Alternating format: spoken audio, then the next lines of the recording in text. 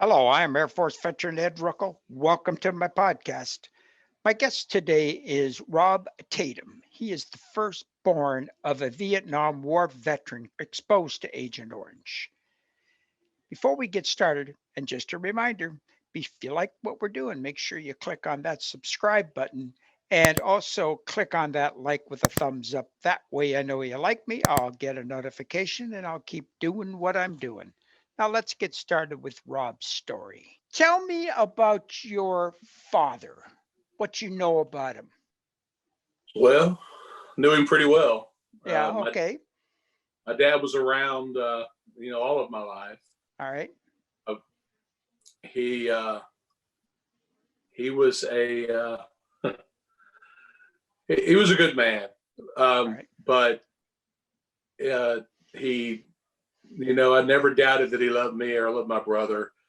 Um, he was there for us the best that he could under his circumstances and Understood. the things that he had to deal with. Now, when Uh, he got married, was he wasn't married before he went into service, was he? no, No, they he was a got married. young 19-year-old. Right. He got Yeah, married. we were all 19. Yes, sir. He got married about I'm going to say close to a year after he came back. Oh, all But right. yeah, maybe, about a year or so. I don't know the exact date of their, when they got married, but him and my mom knew each other before, Oh, all right. before I think he'd went off. And then when he came back, Now, uh, are you the firstborn? I am the firstborn. You're the firstborn. So you have a younger brother. Where does he live? He lives in the same town I live in Oh, here, here in Frankston, that Texas. works It's out good. a little small town here in East Texas. Oh, right. Not Amarillo, right? Oh, it's a little No, bit. nobody lives in Amarillo. So tell Yeah. me, what was it like living with your dad after he returned? How long did he serve, by the way? He served. He was there latter part of '68 to the early part of '70. All right, all right. So was he drafted? Do you know? No, Oh, it's kind of crazy, but the story he tells is that he enlisted to keep from going to Vietnam. He thought if he enlisted, they wouldn't send him. He was 18 year. fires. Yeah, he was an 18-year-old kid, Oh and my God. he enlisted. And I think he wanted to go in and serve as well. Sure. Uh, Come from a family of 7 kids, and he had 2 brothers over there at the same time he was. Wow. Yeah, same time he was there, he had 2 brothers over there at the same Oh my. time. Now, are those uncles still living? One of them passed away he died when I was 6 years old in a plane 6 years crash. old. Okay. And the other Yeah, one's still alive? he is. He Oh, is. does he Yes. live down there in East Texas? No, he lives up in Dallas area. Just Right close to Amarillo, Fort Worth. yeah, right. Next stop, Amarillo. So Yes, tell me, sir. what branch of service did he serve in? He served in the Army. Army. Okay. Yeah, he served in the Army. Um, to get back to your question, what was it like living with my dad? Uh, Being that he had PTSD, Sure. he uh, he could be difficult to live with at times. Oh, I bet you. Sure. Sure. It was hard. He didn't know how to really talk. Sometimes he'd get mad. He would yell. A lot. He would scream and yell a lot of times. He'd get mad. Couldn't All hold his right. frustrations, and so it was kind of hard. You I'll know, bet. Now, let me ask you, did he sign up for VA health care? he did. Yeah. He ended up getting VA health care, All right. going to Temple. You were Whenever telling me that. Yeah. Did he have Temple. a disability percentage or was it Um, tinnitus, hearing? well, while he was alive, it was due to his hearing loss. All right. He was getting like 10% All right. disability, a little over $100 a month. That's Sure. what he was probably. But other than that, no compensation, no confirming of his disabilities of any kind Oh, until okay. after he passed away. Yeah. So he never filed for disability for post-traumatic stress or. He did. He Oh, he actually did. did? He did, and then he had the heart condition, All right. from the Agent Orange, and ischemic. with a heart condition that he had, Oh, okay. and due to the Agent Orange. So it was military service related. Agent Yes, yeah, Orange. Oh, yeah. okay. Well, Of good. course, that wasn't even confirmed till after he died. Yeah. Wow. Wow. So tell me about your mom. My mom, well, Yeah. back in 2017 in May, she had a stroke. Of course, she's now in a nursing home. But my mom was always real supportive. She carried a job the whole time we were growing up as kids. Wow. She always worked. She always supported us. My dad was in and out of work Yeah. a lot of his life. Couldn't keep a job, due to his PTSD Oh, and to the problems. PTSD. Sure. Yeah. So my mom was always there. She was a really strong backbone for the family. Did she find it tough? Did she ever let on just how tough it was dealing with your dad? Yes. Yeah. Yeah. Yeah. She had a You hard could time. sense it. Sure. Sure. Oh, I she understand. she had problems So with that. your dad gets out of the service after a year and a half, 2 years, right? Comes Mhm. back to not Amarillo, but East Texas. Right. So tell me about you, the early years from the time you were born. What was it like being a young kid with disabilities like you have? Well, it was different for All me. right. I mean, I feel like, didn't think about it a whole lot when you were little, Sure, sure. uh, but as you got older, you know, Well, you knew absolutely. you knew you were a little different than everybody else. Right. Uh, and as far as physical problems, uh, I really never known to have any problems. My hands, if you can see, Oh yeah. that Okay. is my right hand. When I was born, I had congenital uh, bandings around my hands. And they had to go in and separate those, Wow. and then this is my right. I'm Oh bringing it in wow. here, my left hand here. So they had to go in and separate those. So growing up, I never was not able to do what most do. Yeah. And I could catch a football. I could, you Oh know, wow. I played baseball in summer league. Never played in school. Never was much in sports and stuff. Into sports. Sure. But inside school. But in the summer league, I played ball. A little bit. Oh, go. So I never really tried to limit myself as to what I could do. My parents never really acted as if I was any different. Sure, sure. They treated you as normal. Oh yeah, they Yeah, did. that was important, wasn't it?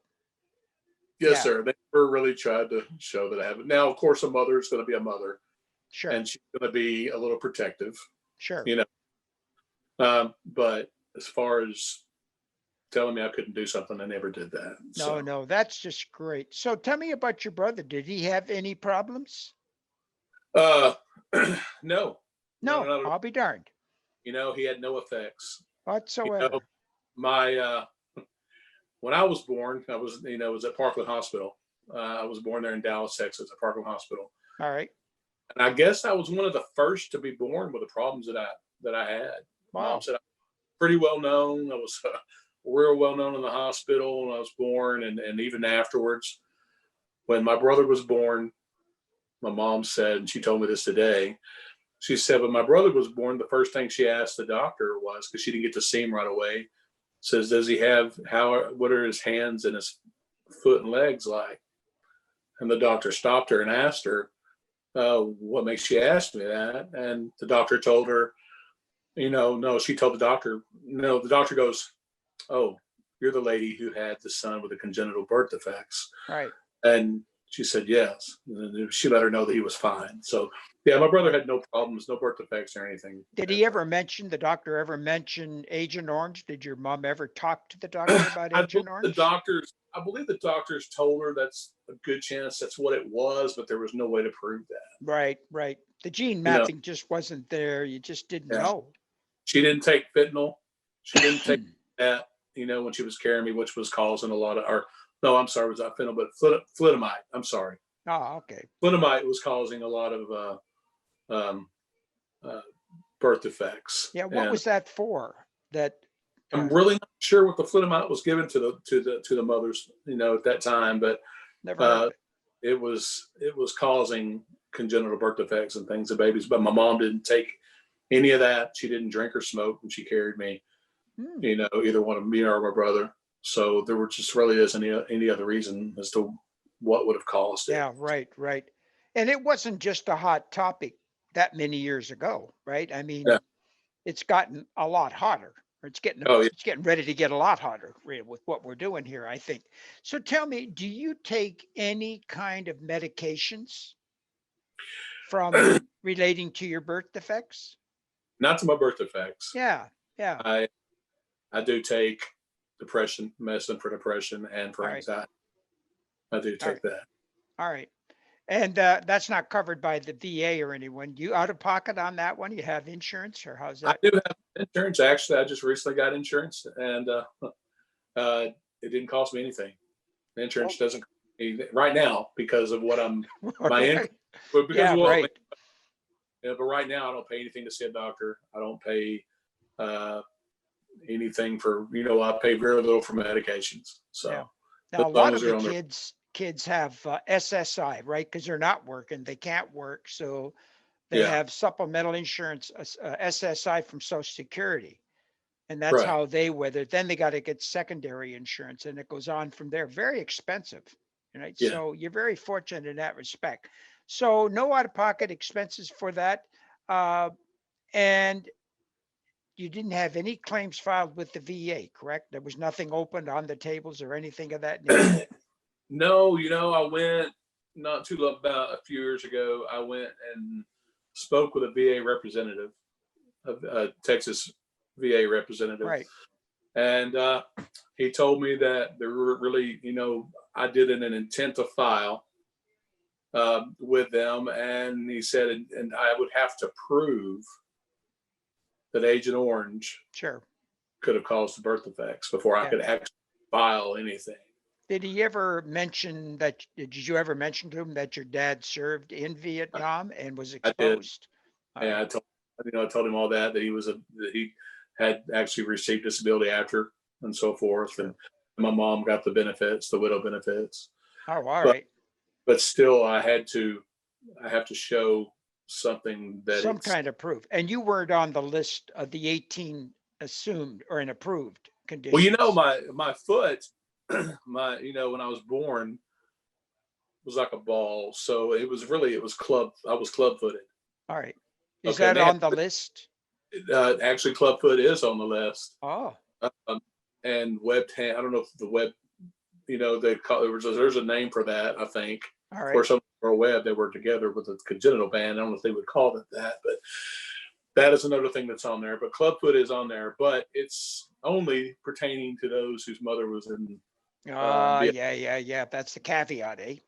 Yeah. Yeah, so Which they're makes not no sense. I understand it, but I don't agree with it. But right. I'm not paying the bills either, right? So Exactly. that's something else. So let me ask you something here.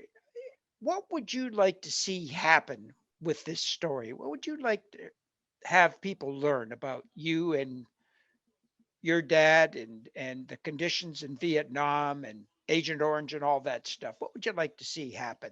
I think I would like to see, the compensation. Maybe that would be okay, but I think more. I would like to have the voice out there. I would like it to be known that this defoliant that they used Right. affected hundreds, thousands of or better of children Sure. and people, the veterans themselves, the children of the veterans, and that it could be done away with, Right. Right. where it can't hurt anyone else, and to know that they didn't knock me down, No, no, you know, good. that Well, you I'm show an inner strength. And I talked to Melissa this morning and others.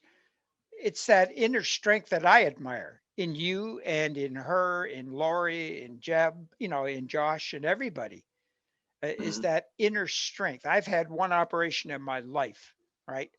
And Right. albeit it was a big one, but I've never been sick, knock on wood. I didn't have any problems at birth. Everything was fine, and I was good till I was 76.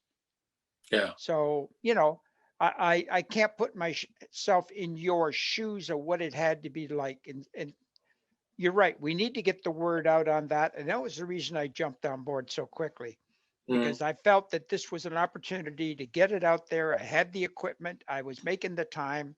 You could do it free and let people know, 1,000 more people, 2,000 more people, whatever, right? And get to these Facebook groups and get that word out about what's going on. It's one of those things, people say, yeah, yeah, I know, but, and they just keep right on rolling, right? And it's not Mhm. like we're doing it for the money, that's for sure, right? So that we will make happen. And see if there's anything else here. Is there anything else you would like to say, or a message that you'd like to put out besides just getting the word out and letting the community around the world know what it's like? Don't stop fighting. You know, I mean, uh, we've all who are part of this have suffered. Right, right, Uh, some it's some way, some form, some fashion, uh, and that just to continue to fight because the war might have ended in '75 or whenever it was that the right. Vietnam ended, but it really didn't end. No, You know, it didn't, did it? it didn't end. It continued uh, silently. There was Right. still a war there that the American people were having to fight, Yeah. and that's disabilities, and that's the Agent Orange that affected the veterans. Correct, correct. And now And we've got the Camp Lejeune water and every other thing that's going on out there where the government knew exactly what they were doing. And I can't say that as a matter of factly, but yeah, and that's the importance of doing what we do. So did you think you learned you had an inner strength that gets you up in the morning, knowing you had, conditions, or was that ever a problem, getting up in the morning? And I think I really no, I don't think it was ever really important. I'm sorry, I don't think it was ever a problem, Ed. all right, But I think where I really realized my strength is when I lost my left leg. The one that okay, was just 3 years ago. Finally, dealing with the infections and things that I had due to it. I think we missed going into that, but yeah. um, Well, you want we to talk about it? Because you can certainly talk about sure, it. sure. I mean, that's not a problem. Um, 3 years ago, I had a doctor that sent me to a vascular surgeon, and my doctor did, and to see if there was anything they could do because I had been suffering uh,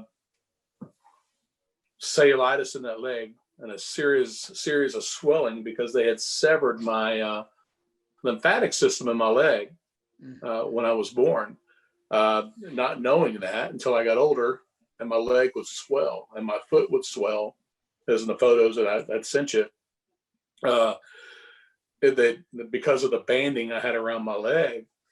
Um, and so uh, they gave me the option of having it amputated. I was in the hospital had about 4 different infections before I finally amputated it in Right. that 1 year. Um, but many times before that, I was in the hospital and I came close to death because the cellulitis would turn to sepsis and it would cause Wow. serious infections in my leg. Uh, but they went ahead. They gave me the choice and the option of having it amputated, and I pondered it and Yeah. finally decided that that's probably the best thing. So they took it off below the knee, Mm. um, and that's where I think I really found my inner strength. All right. In what Was way? well the fact that I wasn't going to let that stop me from living. I wasn't going to let Right. that get me down. I wasn't going to let that quote unquote disable me. Right. You know, Right. uh, and I did therapy after it. I then I went on. When I got my prosthetic, my first prosthetic, I did the whole therapy and the whole physical therapy of learning to walk again on the prosthetic. All right. Within a year or so, or actually within a year, I'm walking on a prosthetic. Oh, that's good. Now, do you work now? I was working, had a job.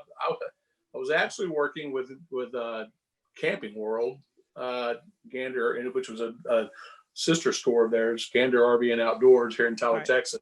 All right. And I was doing photography, and I was taking photos of inside and outside of the units, having to go inside the units. All right. Now I'm fixing to start a new job as a inbound sales rep with a cable company, cable and internet Oh, company. you're going to be good at that. Yeah, I think I'll do okay. Yeah, I think you're going to So, be very good at that. yeah. So I'll be able to sell and set people up with services and so forth. So Oh, that's a great in Tyler. yes, sir. And No Tyler. kidding. So Yes, that's sir. going to be great. You're going to be very good at that. Well, I appreciate it. I have a little experience in it already. So hats off to you. Good for you. So when do you start that? I start my training on Monday, actually, this coming Monday. Go for it, brother. You know what? You're the perfect evidence of get off the couch, do something about it, and quit complaining. Yes, sir. You know, I appreciate it. I can't tell you how many vets sat down in March and haven't gotten off the couch since then because of COVID, but have complained about everything, even breathing. Well, I just recently went through COVID myself, so no. Yeah, about January the 5th, I was tested positive. Oh, and wow. I had a really light case of it, though. I mean, I'm blessed on that part. I didn't have a real bad situation. Lost little problems with my taste and smell, but that's coming back, But wow. I came right through it like a troop, So okay. Now, are you married now? I am not. No. All right. All right. So you're your own soldier and go on out there and do it, brother. Yes, sir. You're going to have to keep me posted on that. I will. Yeah. Is there anything before we close that you would like to say besides what we've already talked about? Well, first, I just want to say thank you for this, and thank you're welcome. Thank you for what you're doing. I think that's really awesome that somebody's stepping up and noticing this. And well, I appreciate that. And it's nice to know there's people outside of Amarillo, Texas. Yes, sir. It wasn't just all Amarillo, Texas, and Palo Duro Canyon, right? Exactly. Oh my God.